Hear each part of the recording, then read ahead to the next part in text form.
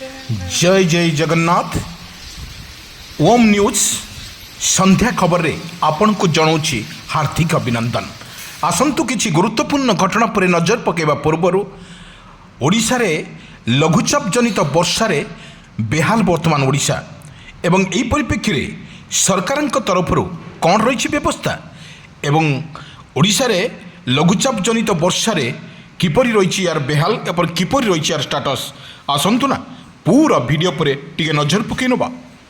दर्शक बंधु ओडिशा रे वर्तमान लघुचाप जनित वर्षा यही लघुचाप जनित वर्षा रे भिजुची सारा ओडिशा भिजिबा बेले एवं केतोटी जिला गुड़िक को येलो वार्निंग जारी करिछि आंचलिक पाणीपाग विभाग केन्द्र।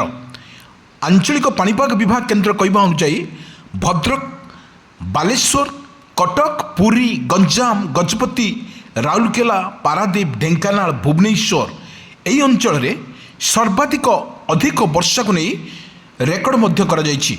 एठू कहबा गले विजुअल माध्यम रे आमे आपण को देखाऊचु जो विजुअल जोंठी रही आकाशर मेघाच्छन्न एवं आज तमाम सकाळ पर्यंत एवं अपराह्न खबर पर्यंत एवं संध्यारे लगी रही तुहाकु तुहा वर्षा एवं काउंलिया पाग सहित झिपिझिपि वर्षा रे भिजुची सारा ओडिशा।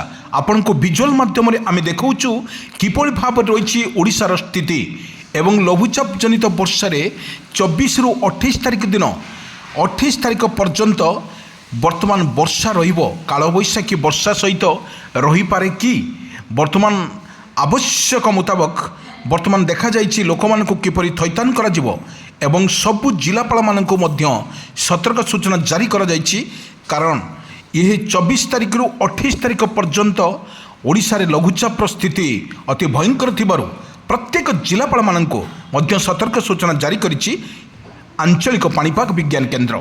आंचलिक विज्ञान केन्द्र जो भली सजबाज होइछि एवं ओडिशार स्थिति वर्तमान बेहाल परिस्थिति रही केउठी झड़ बतासर वर्षा जारी रही तो केउठी बिजुली घड़घड़ी सहित जारी रही। आपण को आम विजुअल माध्यम देखाऊँ जो विजुअल आपणकर देखुंत ये भद्रक रे जो भली संध्या समय दृश्य एवं सकाळु रे आम देखैथिलु आपण मानकु ये थिला संध्या एवं सकाळर दृश्य आम देखुचु तुहाकु तुहा वर्षा सहित लगी रही कालबैशाखीर वर्षा सहित वर्तमान मौसम ओभान होइथिबा पळे लघुचाप जनित वर्षा रे भिजुची सारा ओडिशा एवं कही रखुचु वर्तमान सारा ओडिशा रे वर्तमान देखा मिली वर्षा ही वर्षा झिपिझिपि वर्षा साथ को पूरा पूरी आमे आकाश मेघाच्छन्न रुथुवा बेले एवं समस्त को बंगोपसागर रे सृष्टि होइथिबा लघुचापटी धीरे धीरे या अवपात रूप नेउछि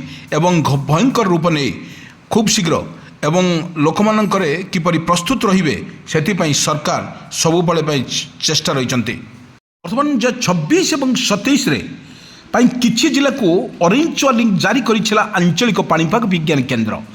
ऑरेंज वार्निंग जारी करा जाउथबा जिला गुड़िक को सुंदरगढ़ तेबे सुंदरगढ़ रे गोटिए किंबा दुईटी स्थान रे प्रबल रु अति प्रबल वर्षा घड़घड़ी सहित झटका पवन 30 रु 40 किलोमीटर प्रति घंटारे हेबार संभव रही। सेपरी कोरापुट, नवरंगपुर एवं बरगढ़, संबलपुर, झारसुगुड़ा, बालेश्वर, भद्रक, जाजपुर, केन्द्रापड़ा, कटक, जगतसिंहपुर, पुरी, खोर्धा एवं नयगड़ा, गंजाम, गजपति, देवगढ़, अनुगोल, ढेंकानाल, केन्दुझर, मयूरभंज, सोनपुर, बौद्ध एवं नुआपड़ा, बलांगीर, कलाहांडी, कंधमाल, रायगड़ा एवं मालकानगिरी भली जिला गुड़िक को येलो वार्निंग जारी करा जाइछि। एही जिला गुड़ी को जिले में गोटे कि दुईटी स्थान में प्रबल वर्षा को नहीं सतर्क सूचना जारी करिछि आंचलिक पाणीपाग विज्ञान केन्द्र।